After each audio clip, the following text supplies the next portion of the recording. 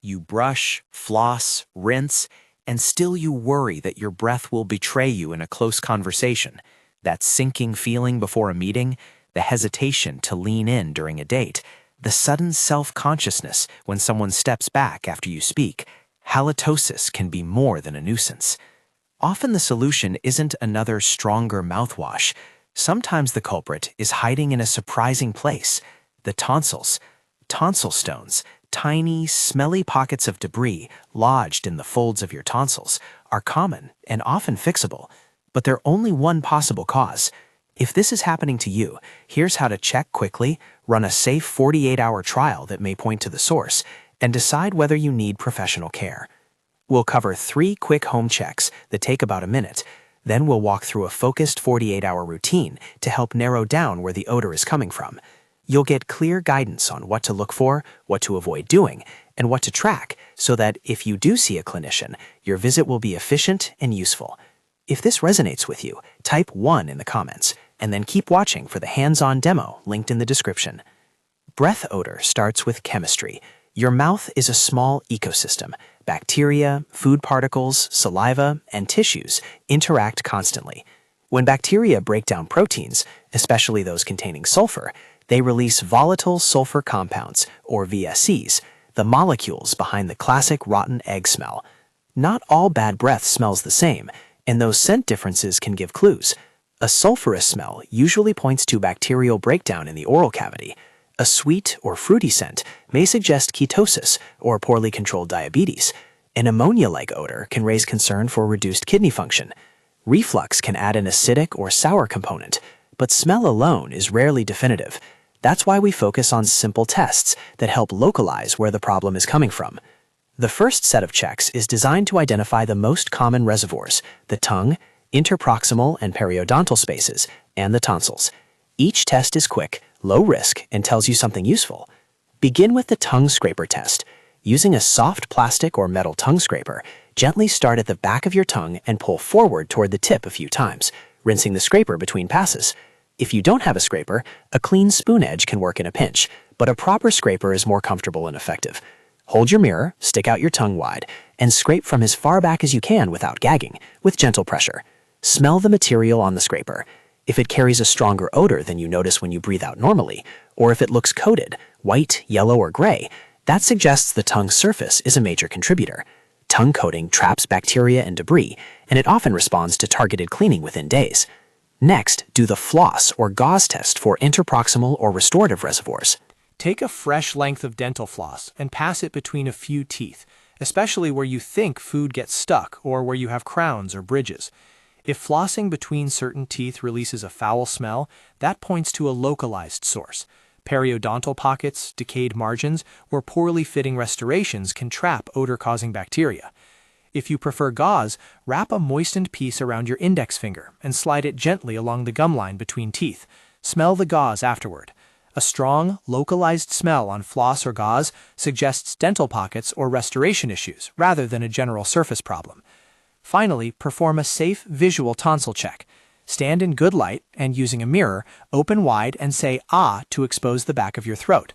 Look for small white or yellowish flecks, larger crumb-like deposits, or rounded opaque masses lodged in the crevices of the tonsils. People with deep tonsillar crypts can accumulate keratin debris, food particles, and bacteria there, forming what we call tonsilliths or tonsil stones. If you see obvious white flecks or feel a persistent sensation of something stuck at the back of the throat, tonsils may be the primary reservoir. Important safety note: do not attempt to dig these out with cotton swabs, pens, toothpicks, or any sharp object. Forceful or blind extraction can injure the tonsil tissue, cause bleeding, and drive you toward infection. There are conservative steps you can try that are safer, which we'll discuss, but any home attempt should be gentle and stop immediately if it causes pain or bleeding. After these 3 checks, you will often have a working hypothesis. If the scraper smells worse than your breath and the tongue looks coated, the tongue is probably a major contributor. If a specific flossed area smells foul, think periodontal or restoration-related issues. If you see material on the tonsils, that's a strong sign of tonsil stones. Sometimes you'll get mixed results, tongue coating plus a positive floss test, which is common. Halitosis is frequently multifactorial. With a hypothesis in hand, the next step is a targeted, conservative 48-hour trial. This trial is not a cure by itself. Rather, it's a diagnostic trial that reduces noise, allows you to see which measures change the odor, and creates a short, objective log you can show to a clinician if needed. The routine is safe, modest in scope, and designed to be practical. Start a simple log. Note the date, time, what you eat, any medications or supplements you take, and brief descriptors of breath odor each time you check. For example, no change, less sulfur, still strong at noon. A one-line daily note morning and evening is sufficient. If you want to be more precise, rate perceived odor on a 0 to 5 scale, where 0 is neutral and 5 is strongly noticeable to you. Recording your routine will help spot patterns. Certain foods, medications, or times of day may correlate. For the next 2 days, follow these conservative measures. In the morning and evening, perform gentle tongue scraping as described. Clean between teeth once daily with floss, interdental brushes, or gauze. If you have deep pockets, take care not to force anything into them. Brush teeth twice daily with your usual fluoride toothpaste. After meals, choose sugar-free xylitol gum for 5 to 10 minutes if tolerated. Xylitol can reduce karyogenic bacteria and stimulate saliva without adding sugar. Once per day, use a brief alcohol-free antiseptic mouth rinse. Choose a product labeled for breath control that does not contain high concentrations of persistent antiseptics, such as chlorhexidine, unless directed by a clinician. Use the rinse as the product instructs, and limit to the single daily use during this short trial, because some antiseptics are not meant for long-term daily use without supervision. Saltwater gargles are a safe, simple tool. Use a half teaspoon of salt in an 8-ounce glass of warm water. Gargle gently at the back of the throat for 10 to 20 seconds and spit. Repeat once or twice daily. Gargling helps dislodge loose debris in the throat and may reduce microbial load on the surface. If you suspect post-nasal drip or sinus-related drainage, nasal saline irrigation, using a squeeze bottle or neti pot following instructions with clean water, can reduce drainage that keeps reloading the throat. Hydrate regularly. Dry mouth worsens odor because saliva helps clear debris. If you take medications that reduce saliva, document them in your log and mention them to your clinician. Do not stop prescribed medications. Avoid strong-smelling foods during the trial, garlic, raw onions, heavily spiced meals, and refrain from tobacco and alcohol, which both alter oral microbiota and reduce saliva. If you wear removable dental appliances, such as a night guard or denture, clean them thoroughly each time you remove them and leave them to air dry. Do not use household disinfectants or harsh chemicals on oral appliances. Follow manufacturer or dental office guidance. At the end of each day, reassess using the same 3 checks: tongue scraper smell, floss or gauze smell, and visual tonsil inspection. Note any changes in your log. A meaningful reduction in smell on the tongue scraper after 2 days suggests that tongue cleaning is effective and likely a primary contributor. If flossed areas persistently produce a foul odor, that points to a periodontal or restorative issue that likely won't resolve in a single 48-hour trial and merits a dental evaluation. If you see tonsil debris that remains despite saltwater gargles and gentle rinsing, or if you experience throat discomfort or repeated gagging, escalate to a clinician rather than attempting forceful removal. A few safety caveats are essential. Do not attempt deep irrigation or plunging water forcefully into tonsillar crypts. Do not insert rigid instruments or sharp items into the throat.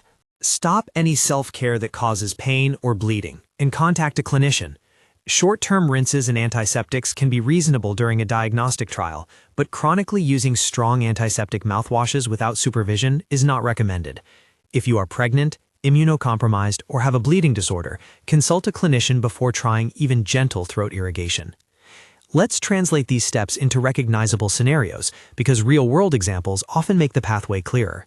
Anna is in her 30s and came in worried. She brushed twice daily and flossed irregularly, yet she'd noticed a faint sulfurous odor on the tongue scraper and a visible white coating at the back of her tongue. Her floss tests were unremarkable.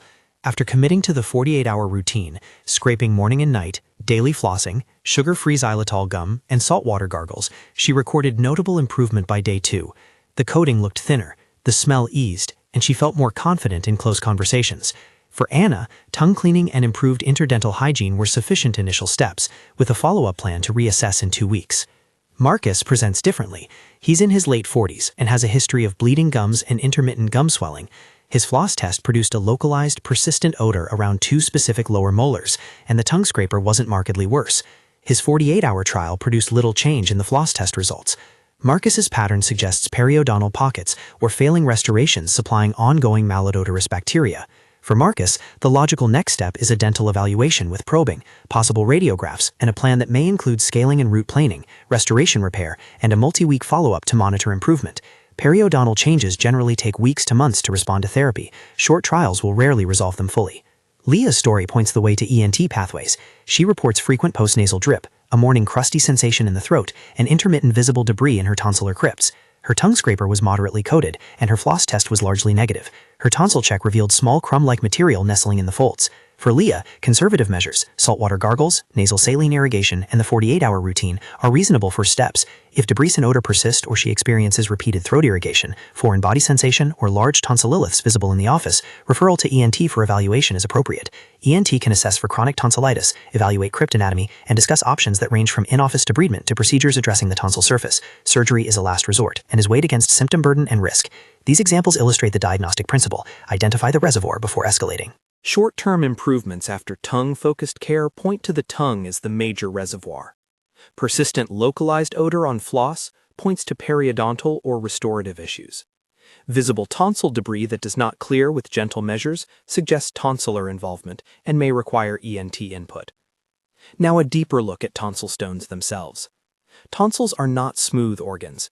The palatine tonsils have folds, crypts, that increase surface area. In some people, these crypts are deeper and more prone to trapping desquamated cells, bacteria, and food debris. Over time, debris can calcify and form hard nodules. These tonsilliths frequently cause foul breath because bacteria within them produce VSCs. Some people are aware only of the smell. Others feel a sensation of something stuck, intermittent throat clearing, or a chronic sore throat. Not everyone with tonsil stones will have visible white chunks. Some stones are small and tucked deeply. Conservative management focuses on reducing the material that accumulates and keeping the area clean. Regular gentle gargling, adequate hydration, and attention to nasal drainage can reduce the supply of material that feeds the stones. If tonsil stones are small and occasional, conservative measures often bring relief. If stones are recurrent, symptomatic, or large, an ENT evaluation is warranted. ENT assessment may include direct visualization, flexible nasopharyngeoscopy to look at crypt depth, and a discussion of options. Procedures such as cryptolysis, smoothing, or cauterizing the crypts may be offered for troublesome cases. Tonsillectomy, the complete removal of the tonsils, is considered only when symptoms are severe and other measures fail, given the risks and recovery involved.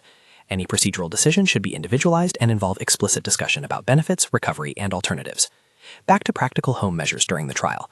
When you perform the visual tonsil check, aim only to observe. If you see small debris, try saltwater gargles and a gentle sip and gargle with warm saline. Some people find that a gentle oral suction device set to low suction can remove loose surface material under controlled conditions, but this is not necessary for most and should be used carefully. If you consider any device or technique that applies pressure or force to the tonsil surface, stop and consult ENT. The margin for harm is real. Pain, bleeding, or persistent fever after a self-attempt to remove tonsil material requires prompt medical attention. As you track your 48-hour changes, be mindful of timing. Tongue coating often responds quickly, within days, because you are directly removing the biofilm and reducing bacterial load. Periodontal causes rarely resolve in 2 days. Improvement typically unfolds over weeks after professional cleaning and tissue healing. Tonsil-related odor may improve quickly with better throat hygiene if the stones are surface level and intermittent, but deep-seated crypts may require longer management or ENT intervention. If your trial points away from oral or tonsillar sources, consider ENT and systemic pathways. Persistent postnasal drip, chronic sinusitis, or bacterial overgrowth in the nasal passages can continuously bathe the throat with odorous secretions. Reflux can introduce stomach contents and volatile compounds into the mouth. Systemic issues, metabolic states like ketosis, uncontrolled diabetes, renal impairment, or liver dysfunction have characteristic breath signatures and are less likely to change with mouth-focused measures. Medications that reduce saliva or alter oral flora can magnify any of these problems. When you prepare to see a clinician, your log becomes valuable evidence. Bring the dates, symptoms, foods, and any temporal associations you noted. Document when you started any new medications or supplements. Write down the exact names and doses rather than saying, "I started something last week." Before we move into the next phase of evaluation, how dentists, periodontists, ENT specialists, and primary care clinicians divide responsibility, I want to emphasize 2 practical, non-medical points that help destigmatize and empower. First, halitosis is common and often manageable. It is not a moral failing. Second, documenting your experience objectively reduces anxiety and makes appointments more productive. A clinician faced with a clear 2-week log can make faster, safer recommendations than one who must rely on vague recollections. At this stage, you may be wondering what to expect if your 48-hour trial points to a dental issue. Periodontal disease shows up with signs beyond odor: bleeding gums, pocketing, gum recession, tooth mobility, and sometimes localized swelling or pus. A dental exam will include pocket probing and often radiographs to assess bone levels. Treatment may begin with professional scaling and root planning to remove subgingival biofilm, with reevaluation after several weeks. During that interval, improved home care can support healing, but biological recovery takes time. For restoration-related odors, a dentist will examine margins of crowns and fillings and may recommend repair or replacement if gaps are trapping bacteria. If tonsils remain the focus, an ENT visit typically starts with history and direct visualization. ENT may use a flexible scope to view deep crypts and assess nasal passages for chronic sinus disease or postnasal drip. If sinus disease is suspected, a trial of topical nasal therapy, targeted antibiotics, or referral to an allergist may be considered depending on the underlying cause. Imaging, such as sinus CT, is reserved for patients with persistent symptoms or when complications are suspected.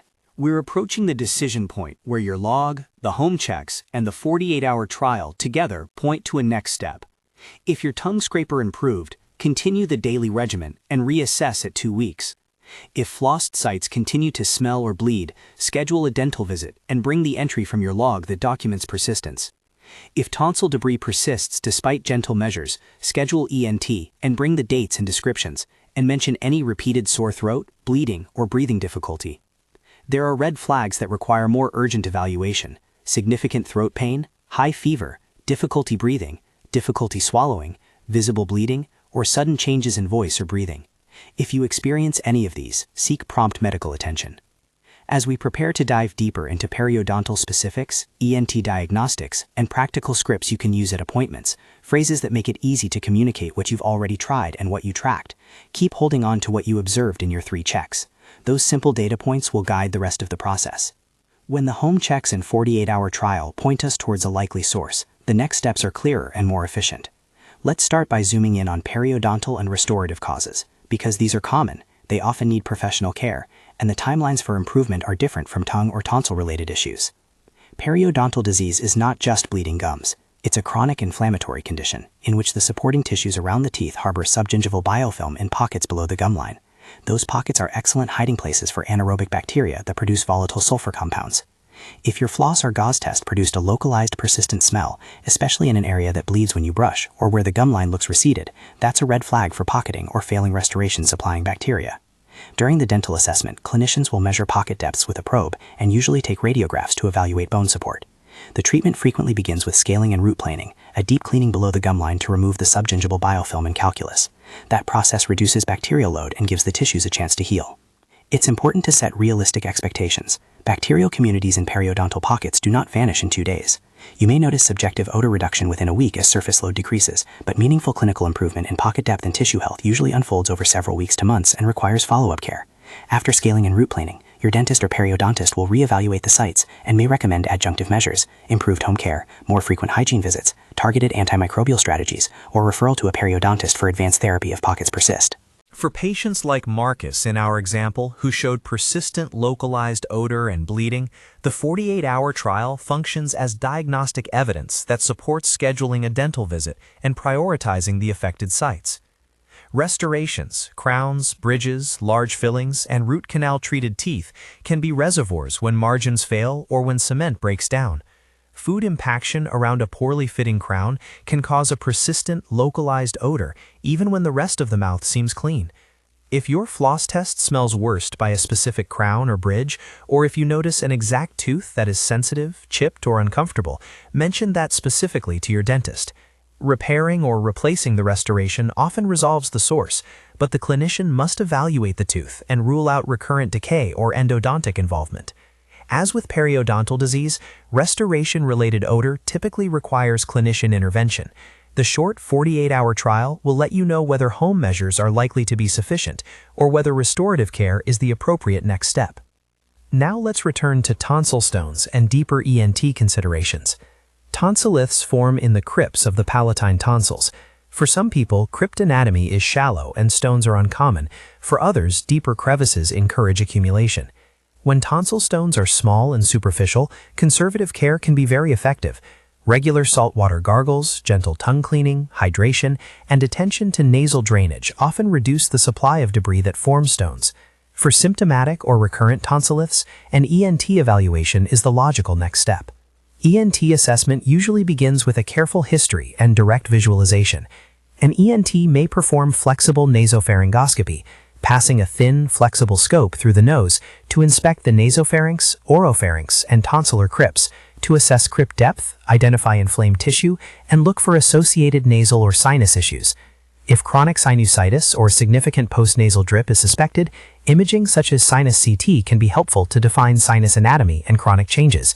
Imaging is not routine for every case, but is reserved for persistent or complicated presentations. An ENT may also consider whether allergy, reflux, or chronic infection is contributing to ongoing debris. When conservative measures fail and symptoms are significant, persistent bad breath despite optimized oral care, recurrent large stones causing gagging or pain, or chronic throat clearing, ENT may discuss procedural options. Office-based procedures can include manual removal under direct visualization, performed by the clinician, not at home, irrigation under controlled circumstances, or mechanical smoothing of the crypt surface. More definitive options such as cryptolysis, reducing the depth of the crypts of cautery or laser, or coblation may be considered for appropriately selected patients. Tonsillectomy, the full removal of the tonsils, is generally the last resort because it carries postoperative pain and risk and is reserved for those whose symptoms are severe, refractory to other interventions, or where recurrent tonsillitis or obstructive symptoms coexist. When discussing procedural choices, ENT will weigh symptom severity, frequency, risks, recovery time, and how the problem affects daily life. If your comfort level is low with office procedures, or you have medical conditions that increase surgical risk, those factors will shape the plan. It's reasonable to ask the ENT about expected timelines for symptom relief after each option. Office removal may give immediate relief from a particular stone. Cryptolysis can reduce recurrence over months, and tonsillectomy typically resolves tonsillar origin halitosis, but requires a surgical recovery period. We've mentioned postnasal drip and chronic sinusitis several times, and it's worth expanding how these conditions feed halitosis. The sino-nasal pathway produces mucus and secretions that can drain posteriorly into the throat. When that drainage carries thick, purulent, or bacterial-laden material, it constantly reloads the oropharynx with odorous compounds. Symptoms to watch for include chronic nasal congestion, clear or colored posterior drainage, frequent throat clearing, cough that worsens at night, and morning throat crusting. Treatment depends on the cause. Saline irrigation and topical nasal steroids are first line for many inflammatory causes. Targeted antibiotics may be necessary for bacterial sinusitis. Referral to allergy specialists can help when allergic rhinitis perpetuates drainage.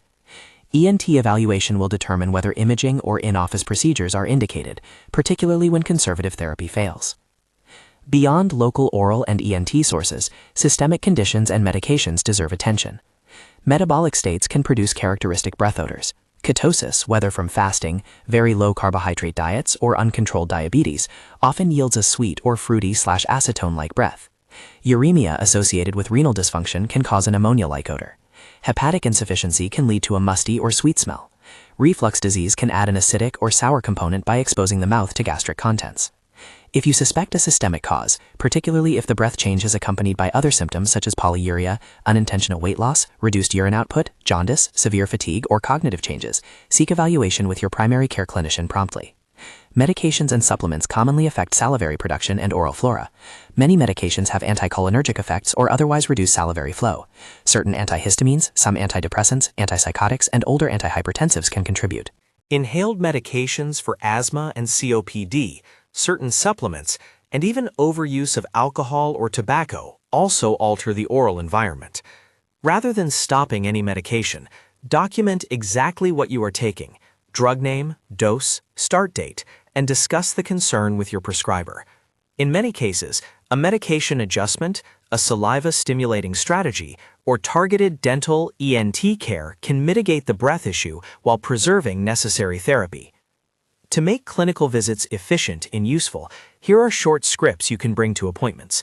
They are designed to be concise, objective, and focused on what you already tried, so the clinician can take targeted steps quickly. For the dentist or periodontist, I did a 48-hour trial, tongue scraping twice daily, daily flossing, saltwater gargles, and avoided strong-smelling foods. My floss test shows a persistent smell at the lower right molar area. Gums bleed when I brush. Here's my log for the past week. Can you check for pocketing, radiographic changes, or restoration issues and advise next steps?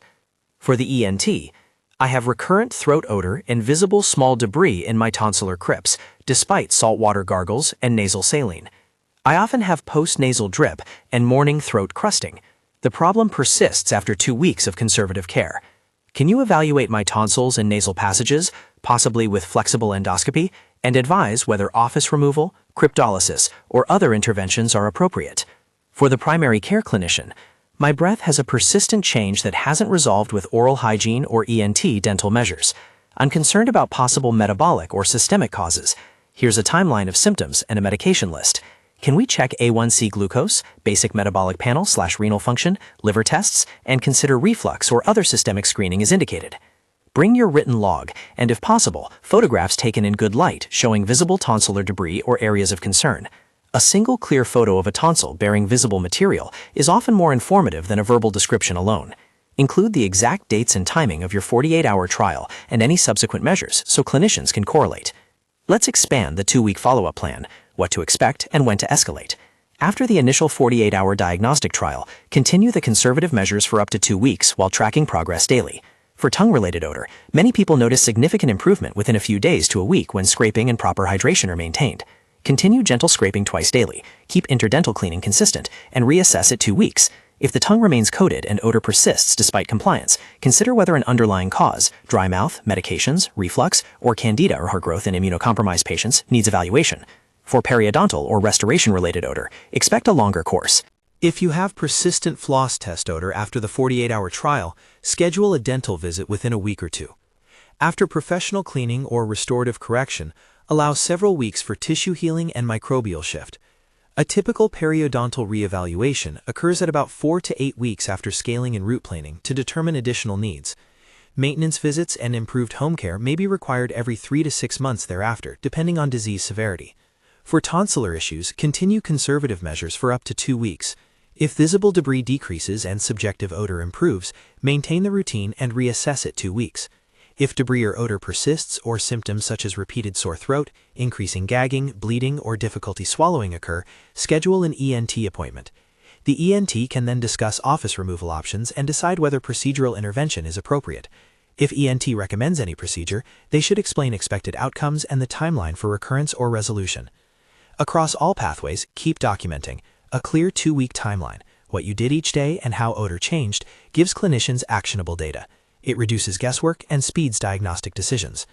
We should also address red flags, signs that require prompt or urgent medical evaluation rather than home trials. Seek immediate care if you experience significant throat pain that impairs swallowing or breathing, high fever, visible bleeding from the throat, sudden voice changes, neck swelling, difficulty breathing, rapid worsening of symptoms, or systemic signs such as confusion or dehydration. If you attempt a self-intervention and it causes bleeding, severe pain, or fever, stop and contact a clinician. These are not situations for online troubleshooting or continued home remedies. Now, a detailed look at safe home practices and equipment care, practical steps that reduce recurrence and help daily confidence. Tongue scrapers should be cleaned after each use with soap and water and allowed to air dry. Replace or sterilize them periodically according to the manufacturer's instructions. Toothbrushes should be replaced every 3 months or sooner if bristles splay. After a periodontal treatment, replacing the toothbrush once the tissues have healed is reasonable. Interdental brushes and floss should be used gently but effectively. Do not force anything into deep pockets. If you use a removable appliance, night guards, retainers, dentures, clean them daily with manufacturer-recommended cleaning agents and store them dry between uses. Avoid soaking appliances in household bleach or harsh chemicals. Ask your dentist about appropriate disinfectants. Saltwater gargles are effective and safe for many people when done gently. Use clean, warm water and discard after each use. If you use nasal irrigation, neti pot or squeeze bottle, follow device instructions, use distilled or appropriately boiled cooled water, and practice proper hygiene to prevent infection. Do not share irrigation devices. If you have a bleeding disorder or are pregnant, consult a clinician before starting any new irrigation practice. Short-term, clinician-supervised antiseptic rinses can be helpful in some diagnostic or therapeutic windows, but chronic use of potent agents such as chlorhexidine should be avoided unless directed by a dentist because of staining, taste alteration, and possible microbial shifts. Likewise, avoid frequent use of strong alcohol-based mouthwashes that dry tissues. If you find a product helpful during your 2-day or 2-week monitoring, note it in your log and discuss it at your appointment rather than assuming it's a long-term solution. Lifestyle factors also matter. Hydration supports saliva production. Sip water throughout the day. Overnight dry mouth is common and can worsen morning breath. Consider a humidifier in the bedroom, nasal breathing strategies, or discussing therapy for nasal obstruction with ENT if mouth breathing is habitual. Smoking cessation is one of the most impactful steps you can take for oral health and breath. Diet plays a role. While certain foods cause temporary odorous compounds, chronic dietary patterns that lead to ketosis or poorly controlled metabolic states will change breath chemistry more persistently. Alcohol and tobacco reduce saliva and alter oral flora. Manageable changes, reducing alcohol at night, improving sleep, increasing water intake, and moderating high-protein, very low-carb diets when not clinically indicated, can all influence breath. Hygiene of tools and devices deserves a short checklist. Rinse ins and tongue scrapers and toothbrushes after use. Store them upright in open air. Clean tracheal suction or low-suction oral devices per instructions if used, and avoid high-pressure irrigation in the throat. If using any over-the-counter oral suction device, follow manufacturer guidelines and stop immediately if bleeding or pain occurs. Let's revisit our 3 short patient vignettes with 2-week follow-ups so you can see how timelines typically unfold. Anna, tongue-focused, kept scraping twice daily, flossed consistently, avoided strong foods, and used saltwater gargles. By day 3, she reported a noticeable reduction in smell on the scraper and less coating. She continued for 2 weeks, and by the end of week 2, the tongue surface appeared much cleaner, and the subjective odor had decreased significantly. She planned a maintenance routine, scraping daily, consistent flossing, and a dental check at her routine 6-month visit. Marcus, periodontal pattern, had minimal change with the 48-hour trial. He brought his log to the dentist and received probing and radiographs. His periodontal pockets and localized bone loss warranted scaling and root planing on the affected quadrant. He followed post-procedure oral hygiene instructions and returned at 6 weeks for re-evaluation. Over the following months, with improved home care and quarterly maintenance cleanings, his pockets reduced and the persistent odor diminished substantially, though the full course required professional therapy and time. Leah, tonsil-focused, used nasal saline and saltwater gargles diligently for 2 weeks and avoided foods that exacerbated symptoms. Small surface debris decreased, and her morning crusting eased. However, she still experienced intermittent larger stones and persistent sensation of something stuck. ENT evaluation with flexible nasal pharyngoscopy showed deeper crypts. After discussing options and risks, she elected to try an in-office debridement. Post-procedure, her symptoms improved, and with ongoing saline irrigation, she had a lower recurrence rate. She and her ENT kept tonsillectomy as a very last option given surgical recovery considerations. These vignettes illustrate that outcomes depend on the source. Tongue issues often respond quickly. Periodontal disease tends to need professional care and weeks to months for recovery. And tonsil issues occupy a middle ground where conservative measures may help, but ENT procedures sometimes become necessary. Before we close, a practical decision pathway to summarize the steps you can follow. Start with the 60 to 90 second 3 checks: tongue scraper, floss/gauze smell, visual tonsil inspection. Use those results to form a working hypothesis: tongue, periodontal/restorative, tonsil, or mixed. Initiate the 48-hour trial with the routine we outlined: gentle tongue scraping twice daily, interdental cleaning once daily, twice daily brushing, 1 alcohol-free mouth rinse daily if desired, saltwater gargles, hydration, sugar-free xylitol after meals, and nasal saline if postnasal drip is suspected. Track results in a simple log, rating odor and noting foods and medications. At 48 hours, reassess. If the tongue scraper shows notable improvement and tonsil/floss tests are negative, continue the regimen and reassess at 2 weeks. If floss tests remain positive or gums bleed, schedule a dental visit promptly and bring your log. If tonsil debris persists despite conservative measures, schedule an ENT evaluation and bring photos and your log. If the problem is widespread or accompanied by systemic symptoms, or if you suspect metabolic causes, see your primary care clinician with the same documentation. Remember the red flags that demand urgent attention: severe throat pain, difficulty breathing or swallowing, high fever, bleeding, and sudden changes in voice or cognition. These signs are not for home troubleshooting. Finally, a few last practical tips that often get overlooked. When taking photos of the throat for clinician review, use strong direct light, open wide, and say "ah" to expose the tonsils. A steady hand, a towel, and a mirror can help. Note exact medication names, doses, and start dates. Clinicians rely on those details. Don't be embarrassed to bring a log. Clinicians appreciate objective records because they make diagnosis more straightforward. If you use a mouthwash or product during your trial, write down the product name and frequency. If you are pregnant, immunocompromised, or have a bleeding disorder, consult your clinician before starting irrigation or any throat procedures. Halitosis, and particularly tonsil-related bad breath, is common and often manageable. It is not a moral failing, it is a biomedical problem with identifiable reservoirs and stepwise solutions. Starting with simple, safe self-checks and a focused short trial empowers you to decide when home care is enough and when to seek professional input. When you do see a clinician, your log and the 3 checks will make the visit far more productive. If you want hands-on guidance for proper tongue scraping technique, safe saltwater gargles, and visual tonsil checking, watch the hands-on demo linked in the description. If your breath problem persists after the 2-week pathway we discussed, or if you hit any of the red flags, please schedule a consultation with a dentist, ENT, or your primary care clinician so they can evaluate the next steps and develop a personalized plan. We've walked through how halitosis arises, how to find where it's coming from, a practical 48-hour diagnostic trial, the 2-week follow-up expectations, and when and how to involve dental, ENT, and primary care clinicians. With careful documentation, cautious home measures, and timely referrals when needed, most people move from uncertainty and embarrassment to clear action and meaningful improvement.